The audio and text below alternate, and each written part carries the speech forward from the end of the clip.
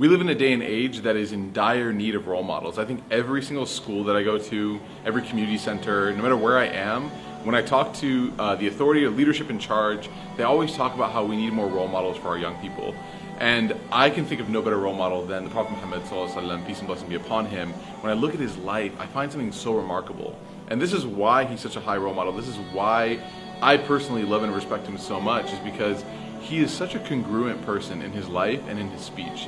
You know, when you look at the story of the Prophet Muhammad, peace and blessing be upon him, you find that every single thing that he preached, every single idea that he tried to portray, every single teaching that he really tried to cultivate inside the heart and soul of a person, he himself made sure that he upheld that same ideal.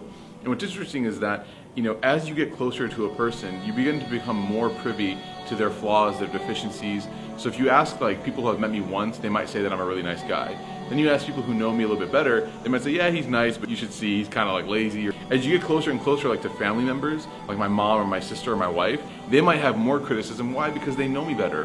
When you look at historically the records of people who talked about the life of the Prophet Muhammad, peace and blessing be upon him, you find that as you get closer and closer in his inner circles, eventually to his family, they had nothing but praise. In fact, more praise than the outer circles did.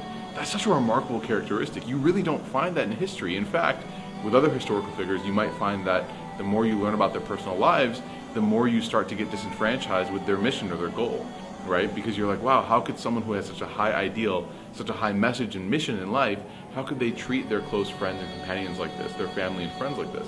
But the Prophet Muhammad was the opposite of that. So in that alone, I find proof of him being a great role model. I look at how he treated his wife, his kids, his parents in certain ways, his companions, and I just find every single example is a way that I can better my life. When you ask me, why do you love the Prophet Muhammad, or who is he to you in your life, my answer is, he's someone who shows me how I can be a better person.